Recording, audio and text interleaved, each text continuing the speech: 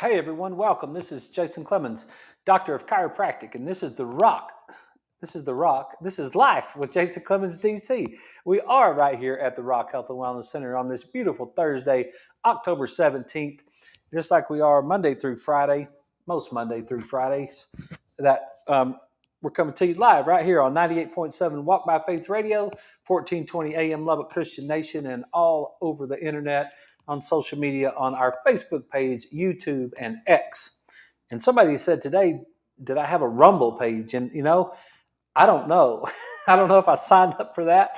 I'm not even exactly sure what that is, but it seems like maybe one day I did make an account, but I don't remember that. So, but we are on Facebook and we're on YouTube, and as far as I know, and we're on X. So sometimes YouTube gets a little fussy with us. We're also streaming all over the place, and we're on the radio too. So, hey, I hope you guys had a great day. We did at the Rock. We had a great day at the Rock. We've been busy all day long, and started with fitness this morning, had adjustments, did new patients, did some more adjustments, and now we're doing radio. So it's been great. It's been a little windy in Lubbock, apparently. I haven't been outside much today, but apparently it's been a little windy out there. And it's Thursday again, so we got some football tonight. I don't know who's playing, but we made it, y'all. We made it from Monday to Thursday, and now we can start back over, and we got some football. But no. Hey, last night's show was the first half of depression. So we're going to finish the second half tonight. We're going to talk about the solutions, and we're going to talk about how it relates to all of those things that we talk about from a wellness standpoint. And I hope last night's show was beneficial. I hope if you're dealing with depression, I hope it helped you out. I hope you can kind of understand a little bit more about depression just by learning it. And I want to make sure that before we get started in it, I want to make sure that everybody understands that I'm not treating depression. It's not my game. That's a little bit. It's like, what do you mean? Like, why wouldn't you treat depression? It's not how health and wellness doctors work. Health and wellness doctors believe that if you put the body in the environment that's congruent with health, the body will express health. So it doesn't matter what the symptom is. It's a little bit directive. Like, it kind of helps if you tell me, what you're dealing with. If you got foot pain, or if you got, you're not digesting your food properly, your bowels are all disrupted or something like that, like you get headaches every day. That helps, but I don't treat headaches any more than I treat depression, any more than I treat low back pain. I don't treat any of that stuff. That's not what a health wellness doctor does. What a wellness doctor does is he takes all those, or she takes all those pieces of information to try to figure out where you have interference in your nervous system, where you have disruption in the perfection that's already there. That is one of the coolest things I've ever learned. I don't have to fix you. I just have to figure out what's interfering with your perfection. And when you're depressed, it's hard to see that sometimes. And it's hard to see what's going on out there. And so I hope that you, maybe if you are dealing with depression, that you, after we finish this show tonight, and after the combination of the two shows together, that you'll actually have a better feeling about what's going on out there. Like what's going on in your body? What's happening? Why am I depressed?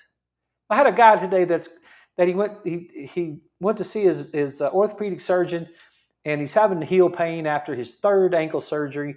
And he said, the orthopedic surgeon told him, no, not the orthopedic surgeon, the PA told him, because you don't get to see the doctor because the doctor's busy. So you see the PA, and then the PA told him, well, you got plantar fasciitis.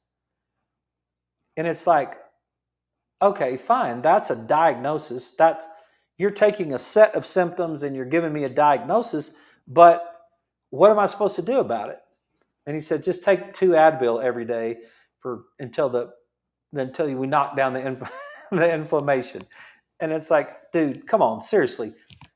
It's not about whether you have plantar fasciitis. It's about why you have plantar fasciitis. Why do you have inflammation in your foot? It's like, so what you call it? Who cares what you call it? You can call it anything you want to. But how does it work? Why is it happening? And how do you get rid of it? Right? That's what you want to know. And plantar fasciitis on the bottom of your foot, or low back pain in your, or headaches, or depression, to me is all the same thing. It's the same thing. It's just disruption in the perfection that's already there. It's disruption in your nervous system causing a symptom as a feedback mechanism to tell you that you have your body in an environment that's incongruent with health. And that's it. So we're going to get into it, and I'm because I think we'll spend the entire show talking about it. If you haven't seen last night's show, please go back and watch it. If you're interested in depression, it's the foundation of the whole thing, right? And let me say the disclaimer that I don't treat depression. I take care of patients who are depressed, but I don't treat depression.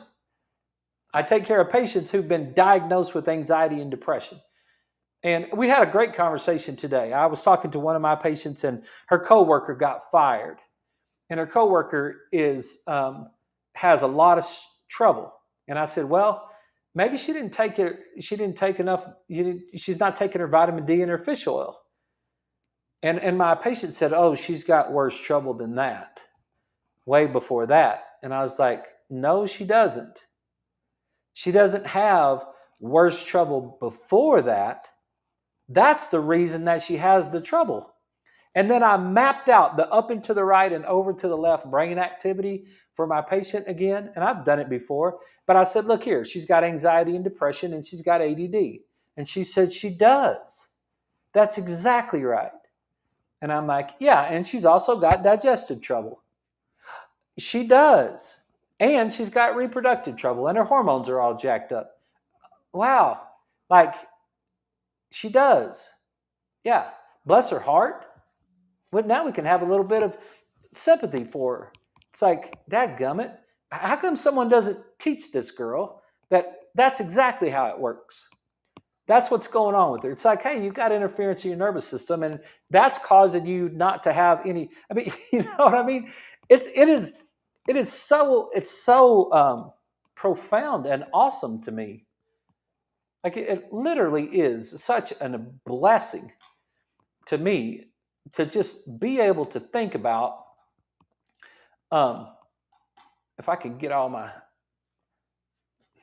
just to be able to think about the way that little thing maps out right there, right?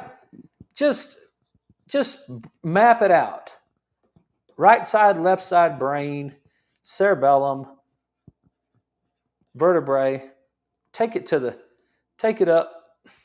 and to the right, and don't take it to the left. Just take it up there and stimulate that right hemisphere, and then just stop right there. And now start writing down all the problems that you're going to have, right? Here's anxiety. Here's depression. Focused attention is over here, but we're getting no stimulation is over here. Dopamine is over here. So we got low dopamine, right? So what do we got? Anxiety, depression, because we're fighting the threat. That's what she said. Everyone is a threat to this girl. She sees every person as a threat because she's looking for threats. That, especially on that front side, that right side up in the front is looking for the worst case scenario. And she's looking for the threat. She's looking, everybody's threatening. Every situation's threatening. Everything is going to eat her. It's just going to gobble her up. She's just scared to death. Like there's everything, anxiety, depression, all that stuff. Lack of focus leads to the ADD part, right? Lack of dopamine leads to the Dr. Peppers and the chocolate and the alcohol and the all of those things, right? We got to look for an external source for the dopamine to fire up the left brain to give us any motivation to do anything. We lose the top-down control. That's not there any longer. And then what happens? We got the vagus nerve involved, and here's your digestive trouble. Your acid reflux, your immune system, your reproduction, and your posture. You can't sit up straight, you slouch. Right? That's who you're working with. Those are your coworkers right there. And what are you going to get from this person? Are they going to be motivated to do anything? Or is this person going to be motivated? No, because they're low in dopamine, and dopamine is the neurotransmitter of motivation. If they're low in dopamine, they're going to be searching. She's stuck in social media all the time. All she does is just sit there and look at her phone all day long, over and over again. Yeah, she's not motivated to get any task done. She's got anxiety and depression. Everybody's the threat. Her digestive system doesn't work. Her reproductive system is all jacked up. The whole thing, and she's a total mess. And what she looks like to me and you at work, what she looks like is is is just mess. Like immature, foolish ridiculousness, right? But listen to how Dr. Lustig says it right here. Dr. Lustig, in his book, The Hacking of the American Mind, he says this, because the biochemistry always comes first. As a scientist, I don't see behavior or emotion. Rather, I see neural pathways of biochemistry. And it's the point of this book to get you to see them too. You see the declining school performance. I see insufficient brain mitochondria. You see the diabetes pandemic. I see liver and muscle fat accumulation causing insulin resistance. You see drug abuse. I see presynaptic transporters and postsynaptic receptors. You see teenagers glued to their iPhones. I see dysfunction in their prefrontal cortex, the area charged with maintaining attention. You see economic stagnation and social unhappiness, societal unhappiness. I see the limbic system in the primitive part of the brain with neural inputs and outputs that drive everything from joy and elation to depression and helplessness. And that's where I've gotten to. I've gotten to that same point where, and I'm hoping that you are getting there too. I really am. I'm hoping that you're getting so smart from watching this show that you're just like, man, that I just can't wait. It's so awesome. It's just so cool that he just talks about all this stuff all the time.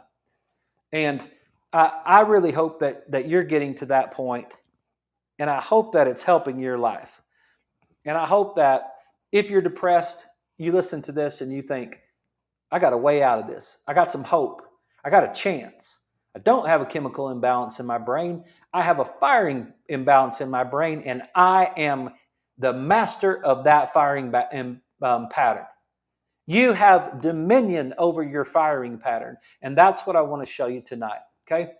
So let's get into it, and let's get back to this slide that we did last night. And we're going to start right here on this slide. So right side and left side brain activity, right? We're talking about depression. We're talking about how your brain works, and when it doesn't work the way it's supposed to work, what it does to your depression, okay?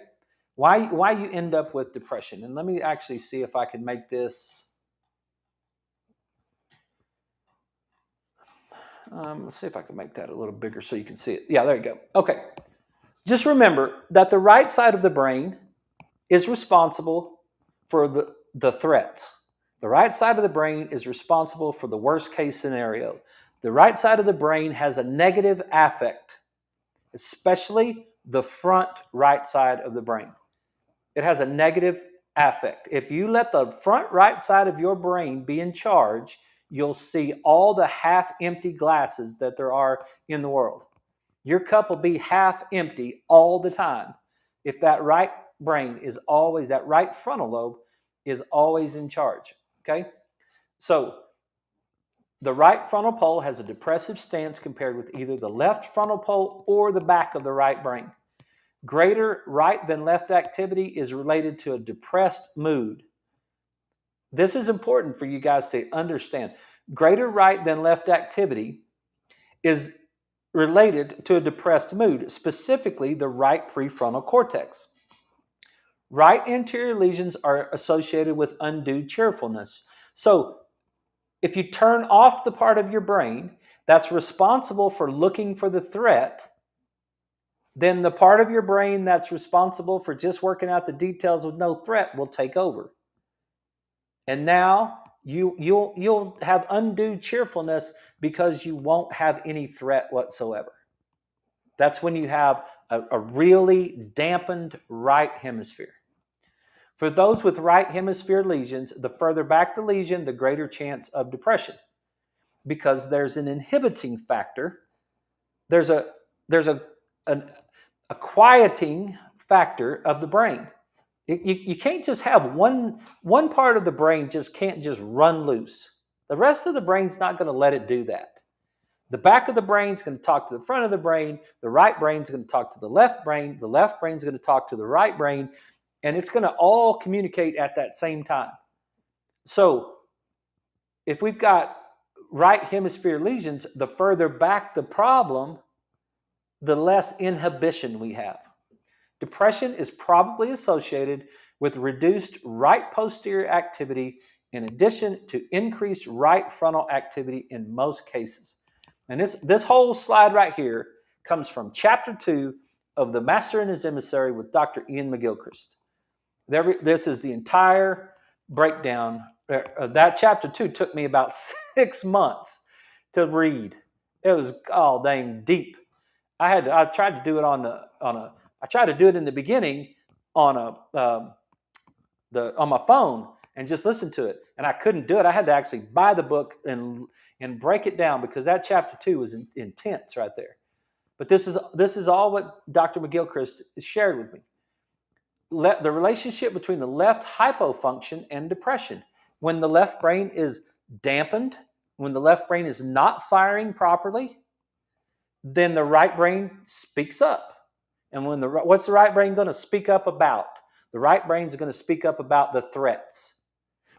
The girl that we just talked about at work, when she told me she's 51 years old, she just got fired from her job, and she's gone through 2 marriages, and she's got 2 kids, and it's like, okay, you can almost just start mapping it, right? You can map it right here. You could just look at it and you could just say, okay, like this isn't that difficult. I could just map it out. I could just tell you her right hemisphere is not this. It's her right to left activity is not working. It's not working. She's stuck. She's stuck in the threats, right? Left anterior lesions are associated with depression. Left anterior dampening is associated with right hyperactivity, which is leading to depression. The closer the left hemisphere lesion lies to the frontal pole, the greater the depressive symptomatology. Because why? Frontal poles communicate with each other. And you lose that communication, you lose that inhibition, and now you've got escape. Are you starting to see it? Are you starting to see how that is fitting together? Are you starting to see how depression, what are you going to get? I wish I could have saved it. I didn't save it. I was looking through Twitter or X, and there was someone that was actually local, and he said, man, I don't know if it's just because of the lack of Texas Tech football this week or something, but I have really just been hit with anxiety and depression, heavy. And all the comments were talking about go see a therapist, all this sort of thing. Nobody said anything about take your vitamin D and go for a walk. Get on your feet. Get on your feet. Why? Why?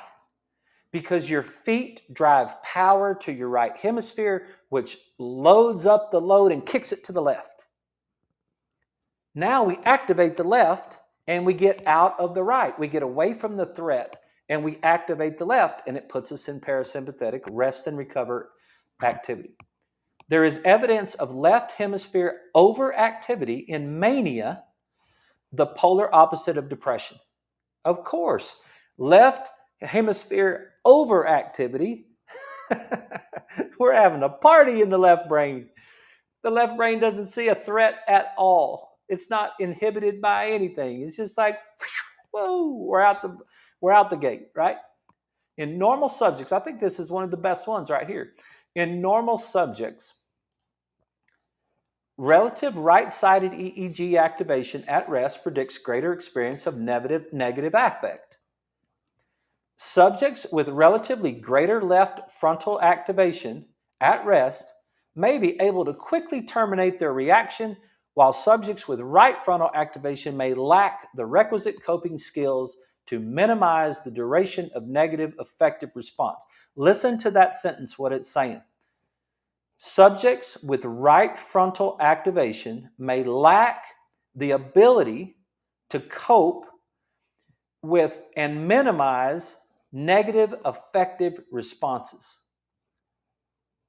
If you have overactivity, you will tend to stick in the negative. If you have overactivity right there. So how does it relate to all wellness things, right? What would we look at if we were talking about wellness type stuff? And we could just get into each one of those things that we talk about, right? We talk about depression and sleep. We're saying, okay, look, how would a wellness person help you if you had depression? What would I say to you? Well, I'd say this. Look, 45, this comes from Matthew Walker's book, Why We Sleep, right? 45% of patients suffering from major depression, in which they become locked into the negative end of the mood spectrum, will feel better after a night without sleep. So you miss one night of sleep and all of a sudden you feel better. But that's an adapting mechanism that the next time you go to sleep, it's going to crash on you.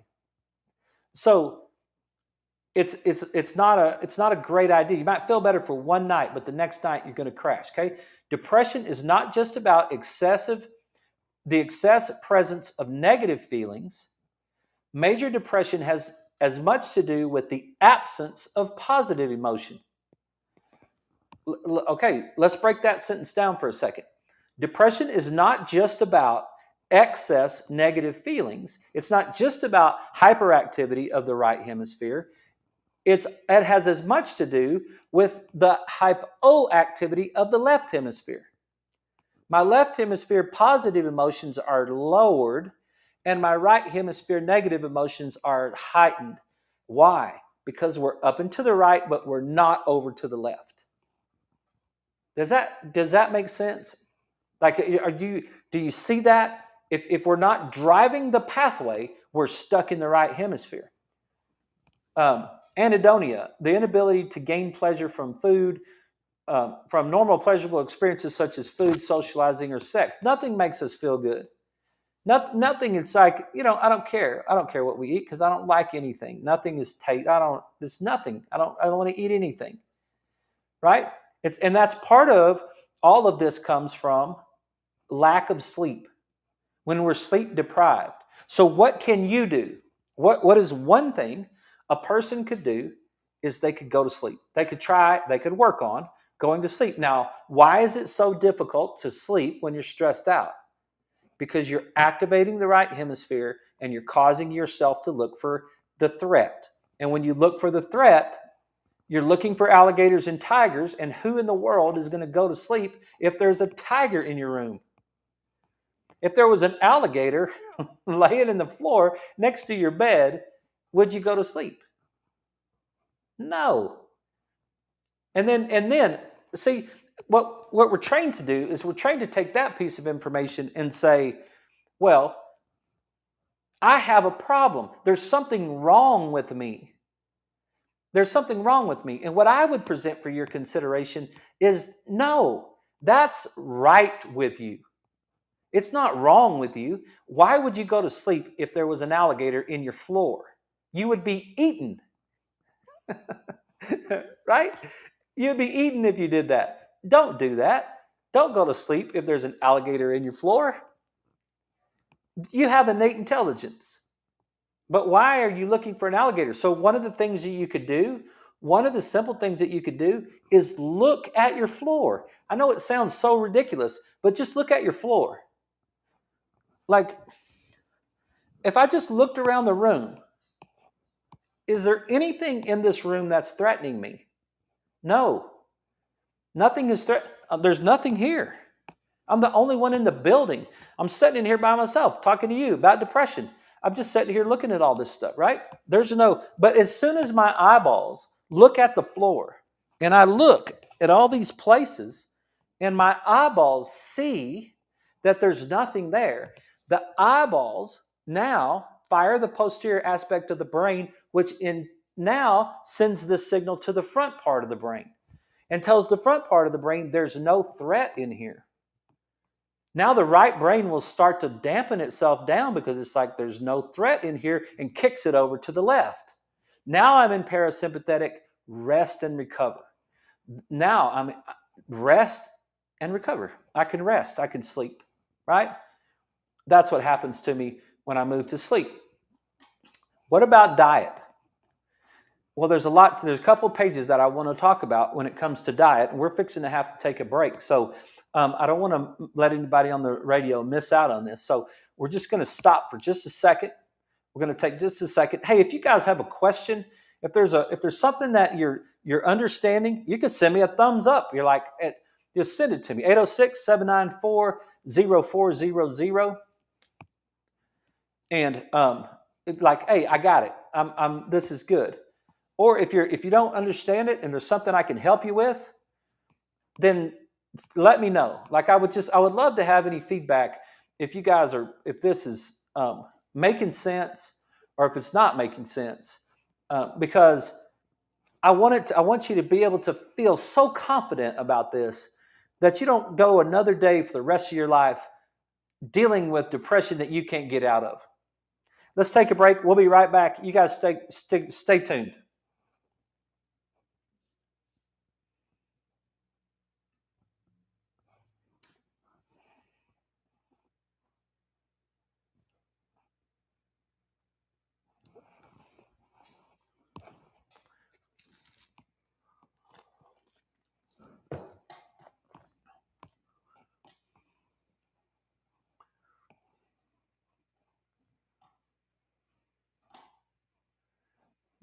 It's funny. I got so many different little windows now that I can use, that I can choose from. That sometimes I get lost in the middle of the windows. And okay, let's see. We got some text coming in here. Double thumbs up. Thank you. Appreciate that. Got the double thumbs up from JT. So that was good. Got a thumbs up right there. Thank you for that. Yep. I appreciate it. Yeah, I think it's so liberating. I think education is so liberating. I think it's like, and it's not that, it's not just for doctors. It's not just for smart people.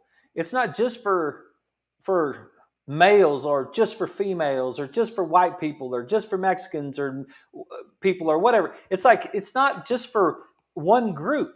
Every single person. You can be rich or poor and you can get knowledge. And when you get knowledge, you can have power.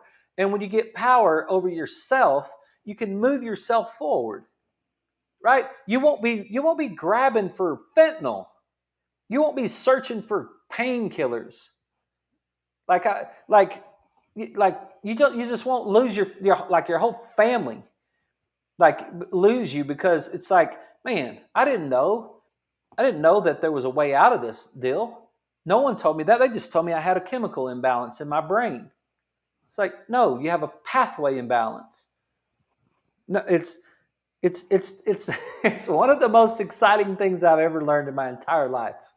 The up and to the right and over to the left pathway is 20 something years of work. And all of a sudden it just like came together. And it's like, wow, like we can map it. We can map out the anxiety and depression. We can map out ADD and ADHD. We can map out all kinds of digestive orders and hormone disruption and like the whole thing. It's almost the whole thing. Let me get us back because I'm really excited about this second half of the show. So hang on. Okay, everybody, we're back. This is Life with Jason Clemmons, DC. We're talking about depression tonight, and we're getting into the some of the things that we can do. What are actual things that we can do to deal with some of this depression stuff, right? So let's look at depression and diet. Once the lining of the gut is injured, it is ineffective at absorbing essential nutrients, many of which keep, not beep, keep the brain healthy, such as zinc, tryptophan, and the B vitamins. So you got to keep your gut healthy.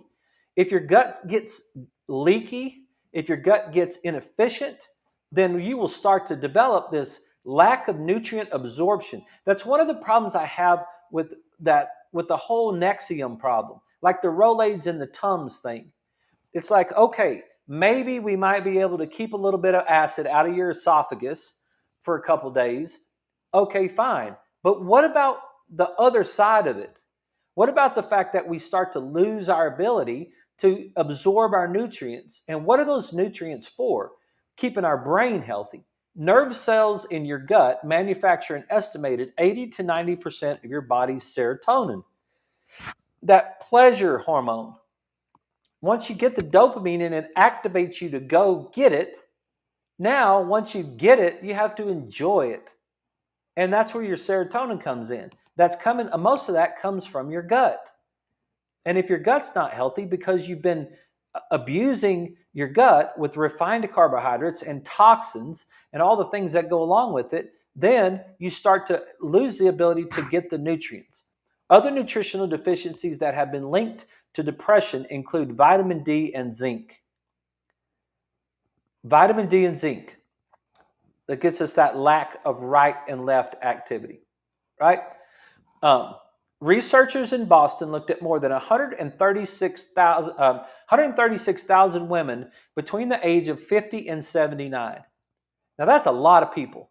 136,000 women between the ages of 50 and 79. They discovered an undeniable link between those who were using antidepressants and their risk for stroke and death in general. Now look, if you're super depressed and you need some antidepressants for a short period of time, then okay, I don't want you to do something irrational and hurt yourself, okay? But let's don't use them as they'll just put you on an antidepressant and just leave you on an antidepressant forever. But no one really wants to talk about what is an antidepressant. Is it increasing dopamine? Yes. How? Artificially.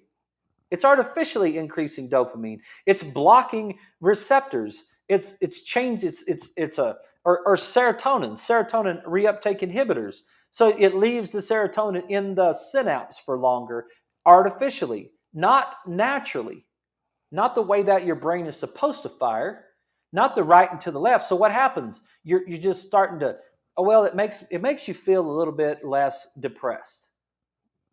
So yeah, uh-huh. But it just leads to deeper things like stroke and death. If you have low cholesterol, lower than 160, you've got a much higher risk for developing depression. This all came from Dr. Perlmutter in Grain Brain.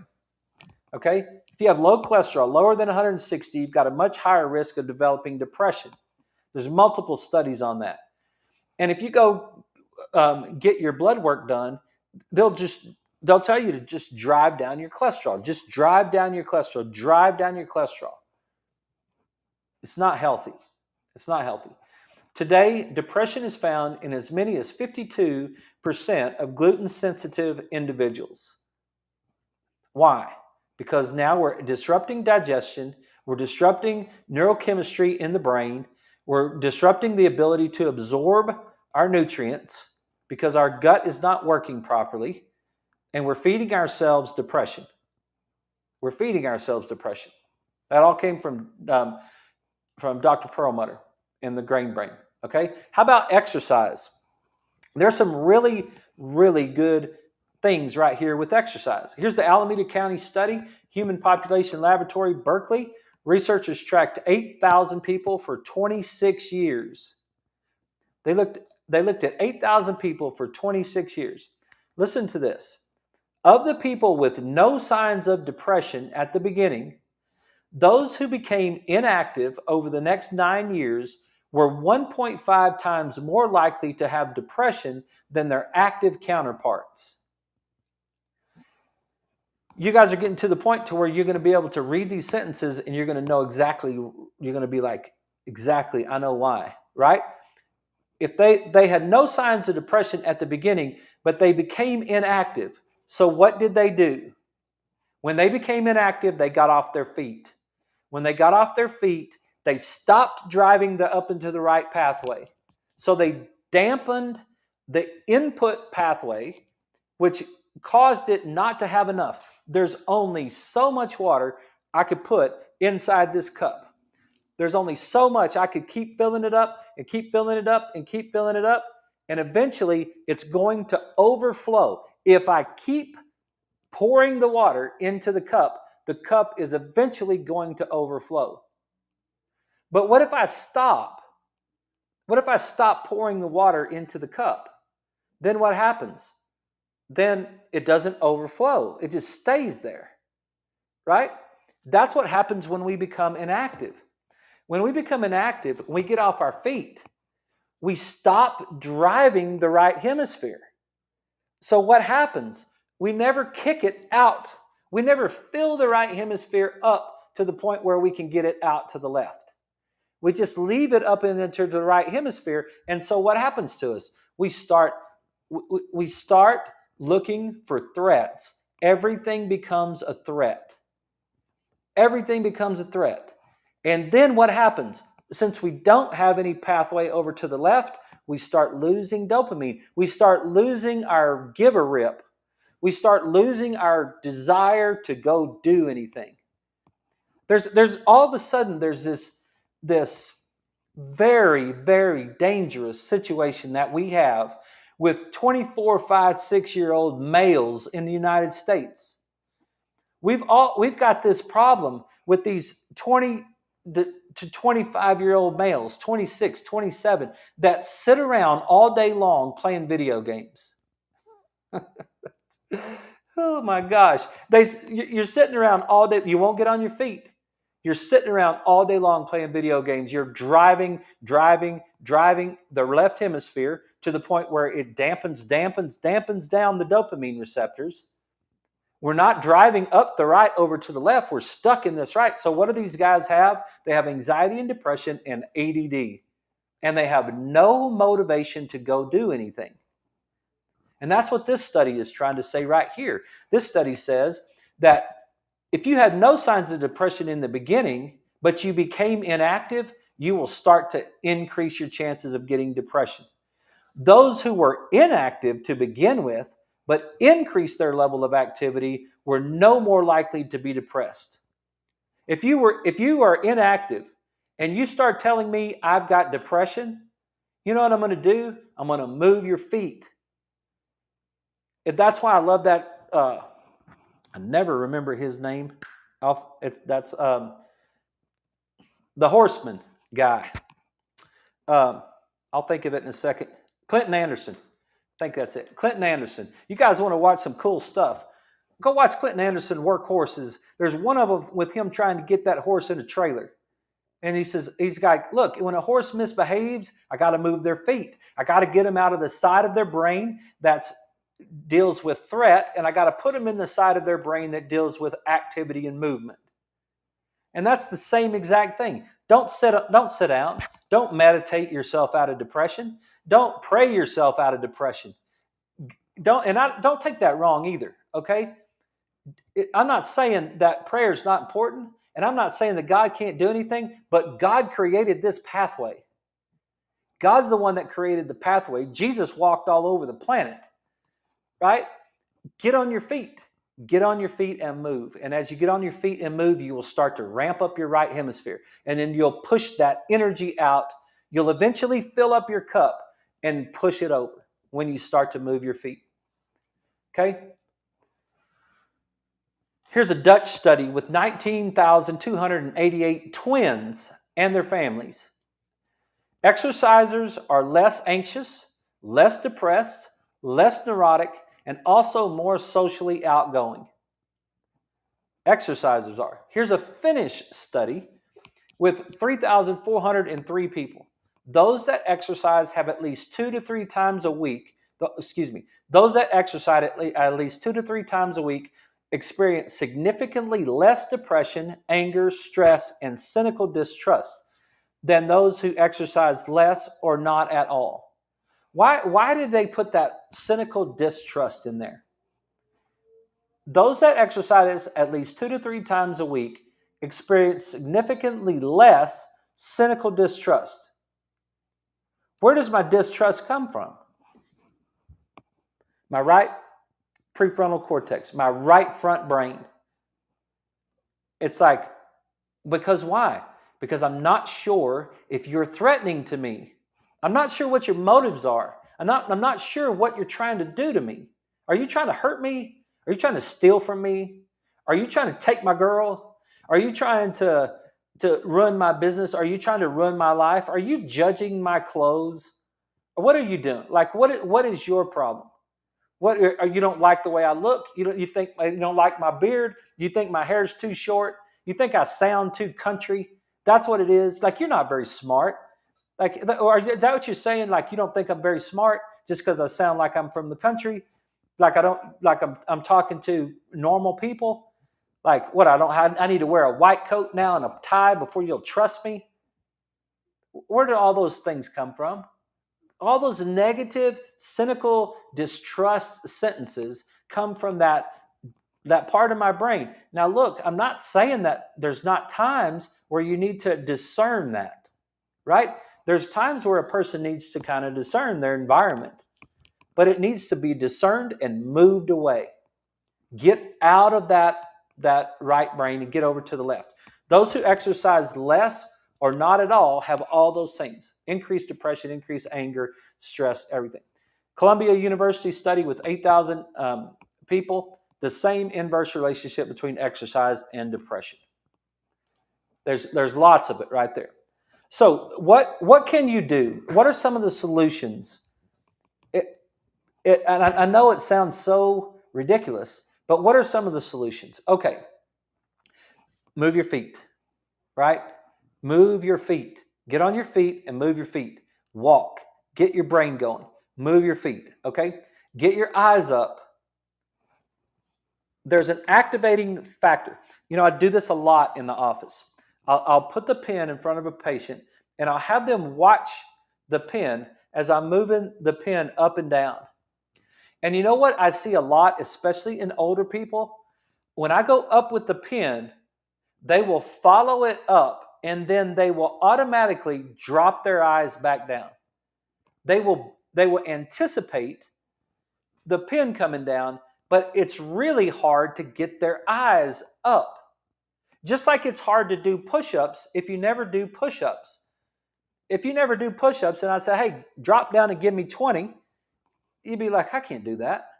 I'm not practicing that.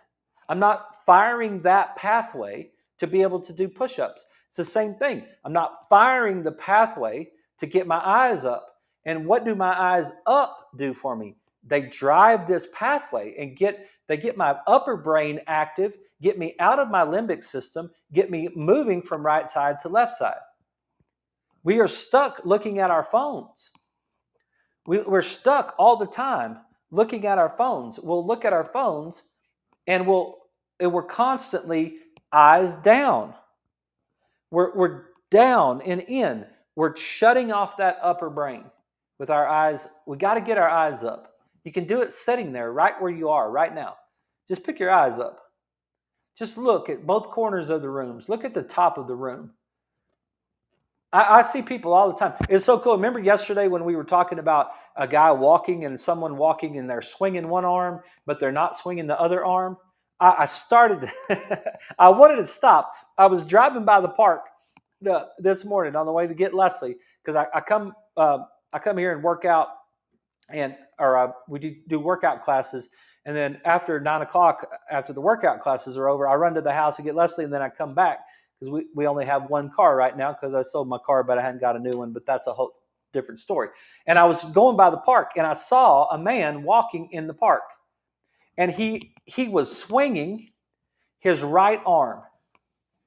And his left arm was stuck next to his body, and he was swinging his right arm. And I wanted to stop and take a video of it, and then I thought that'd be kind of creepy. And then I thought, I want to stop and take a picture of it. And I'm like, no, don't do that. And then I thought, I want to stop and tell that guy, swing your left arm. Why? Because you're not firing your brain properly. I think maybe it was the other way around. Maybe he was swinging his left arm, but he wasn't swinging his right arm. I think that was it. So he was swinging his left arm, and his right arm was still. So he's firing the left side to right brain deal, but he's not firing anything in this opposite direction, right? We got to get, and the other thing is, when we go for a walk, put your phone in your pocket. Get your eyes, do not go for a walk with your phone looking at your phone. You're getting you're taking your eyes down, right? The next one is to find someone to serve. As bad as it is in your life, if you will find someone to serve, if you will find a way to help someone else, just find a way to help someone else, it will help your brain function better. Most of your positive emotion is goal pursuit emotion. I have a goal. That's what Dr. Peterson, this last one with all these bullet points is Dr. Peterson. Get a job, find some friends, get out in the dating circuit, put together some of the foundational items that are like pillars that your life rests on. Those are all came from Dr. Peterson talking about depression. It's like structure yourself, make your bed, get up in the morning at a regular time, eat breakfast at a regular time, go to bed at a regular time. Find some structure in your life. Put your phone up. Put your phone up and go to bed. And start to work yourself into regular structure. Don't negotiate with yourself. Say, listen, this is the things I'm going to do, right? I've got to move my feet. I've got to get up and move. I got to do those things, right? Okay. Meat, eggs, vegetables, nuts, and berries. Get yourself away from your refined carbohydrates. And you're going to have to get mad about this. You're going to have to get mad. I don't know. I really don't know any other way. I don't know any other way to do it. Let me just speak from my own experience, okay? I spent 51 years of my life eating sugar. I spent 51 years of my life eating Reese's peanut butter cups and M&Ms and Snickers and ice cream, just like everybody else does. But I spent all of these years, and I had to get mad in order to get myself through the transitional period away from it. And that was 31 and a half months ago, and I haven't had a Reese's cup in 31 and a half months.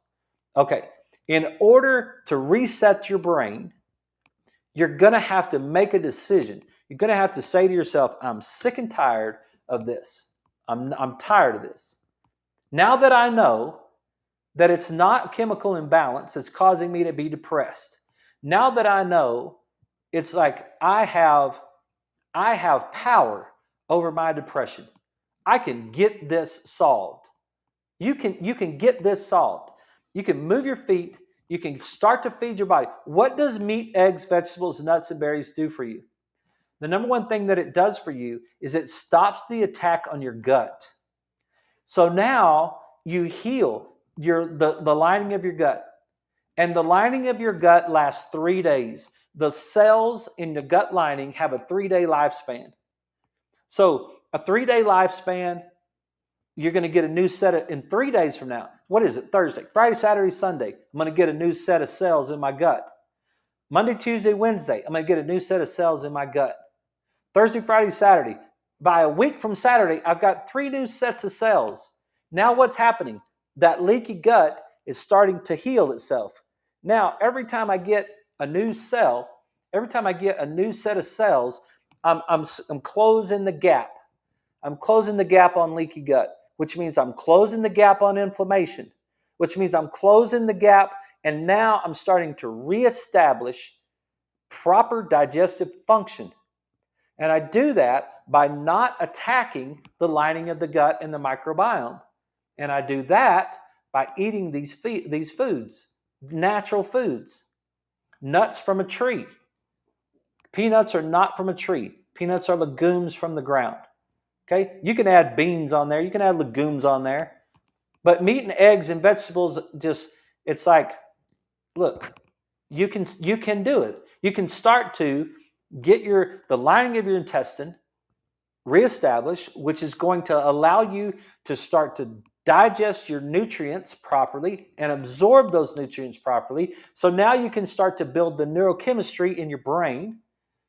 And now you can start to add the B vitamins, and you can add the tryptophan, which is the precursor for the serotonin. And you can get the zinc, and you can get all that nutrients that you need from your food. And you can take your vitamin D. That's another thing. When the guy posted on X about all of a sudden he's overwhelmed with anxiety and depression. No, look, what are we dealing with now? It's October 17th. October 17th means that we've lost our sunshine. It doesn't matter how hot it is, we still have lost our sunshine. Unless you're living at the equator, we've lost our sunshine. One of the ladies came up to me on Tuesday when I gave this speech, and one of the first ladies, she came up to me and she said, "Can you help me being so tired in the winter? I just get so tired. I'm not tired in the summer, but in the winter when it gets dark, I'm just tired all the time." And I was like, the first thing you could do, the very first thing that's so easy is take your vitamin D. Know your vitamin D levels. Know your vitamin D levels. You have power to do that. You have the ability to do that, right? That's something that you can do. And then your nuts and berries, all that's good. Berries, blueberries, strawberries, raspberries, blackberries, berries, right? Goji berries, those are berries. Ease up on the fruits because that messes with the insulin in your sugar, right? Find some structure. And then one of the things that we just people don't understand, and they don't really talk about, is they don't understand the power of the chiropractic adjustment. And I know it sounds crazy to you if you've never experienced it. For you guys that experience it, of course, you're like, I get it, doc. You sold me on that. I know that's how it works. But the power of the chiropractic adjustment. This is the neurology. This is chiropractic. This is how chiropractic works. This is what is happening. It's your nervous system. It's the firing pattern to your nervous system. It's the analysis of right and left brain. It's the trying to figure out exactly how things are firing, right? And then when you fire, look how this all works together. The lower right hemisphere is where this amygdala lives. The amygdala is the memory center of every alligator and every tiger you've ever been around in your whole life. You guys know this. If you get stressed out right now, it's not going to take 3 seconds and you'll remember what you were stressed out about 3 months ago. Like it'll just come back just like that, right? And in 3 more seconds, maybe not even 3 more seconds, a split second after that, you'll remember what you were stressed out about 3 years ago. And then 30 years ago. It'll just come back because the amygdala opens like a flower. It just like a rose. As soon as you start to lose the inhibition of the amygdala just starts to open up, and it shows you every stressful event you've ever been in. It reminds you. You remember that? You remember that? You remember that? You remember when she said that? You remember when she did that? You remember when he did that? You remember when your mama said that? Yep, I remember that. I remember that day, right? Boom, boom, boom. Okay, now what's happening? Right hemisphere activation. Right hemisphere activation, because what am I doing? I'm looking for the threat. Why does your body do that? Well, your body does that as to let you know how you got past all those things, how you made it through all those stressful events. And then as soon as the amygdala fires, it's going to fire over to this little dude called the locus coeruleus, and the locus coeruleus is going to release adrenaline into the brain. And which side of the brain loves adrenaline? The right side. It has an affinity for adrenaline. Okay, so what's going to happen? Now we're going to ramp that right side up even more. And what that's going to do? It's going to make our heart rate go up. It's going to make our blood pressure go up. It's going to fire those sensory systems. It's going to make this logical behavior go away and instinctive behavior kick in. And then that's going to fire down to our adrenal glands, and we're going to release cortisol. And now we're going to get ready. Now we're in the fight or flight response. and that's going to fire up to the HPA axis, and then you're going to get anxiety, depression, increased aging, inability to concentrate, type 2 diabetes, sugar handling problems, and obesity, trouble sleeping, and high cholesterol. You're going to get all of those things happen to you when you've got this overactivation of the right brain. So what is a chiropractic adjustment going to do for you? The chiropractic adjustment is going to try to eliminate any interference in your nervous system to allow your nervous system to fire properly, to get you out of the right hemisphere. I spend all day long on people's left sides to drive the pathway to get them out of that right side brain. Add the power, make sure it's proper, make sure that you're firing proper so that your body functions the way it's supposed to. That's what we do in the office. That's what chiropractic is about. It helps your nervous system function the way it's supposed to function. Hey, I've run out of time. I really do appreciate you guys. I hope this was helpful. If there's anything we could do to help you, please let me know. And we'll be back on Monday. We'll have an encore show tomorrow on the radio, and then we will not have a show. I'm going to go to Fort Worth and watch my son's theater group put on a show tomorrow night. So we'll be back on Monday. You guys have a great weekend. Please let me know if I can help you. Thanks for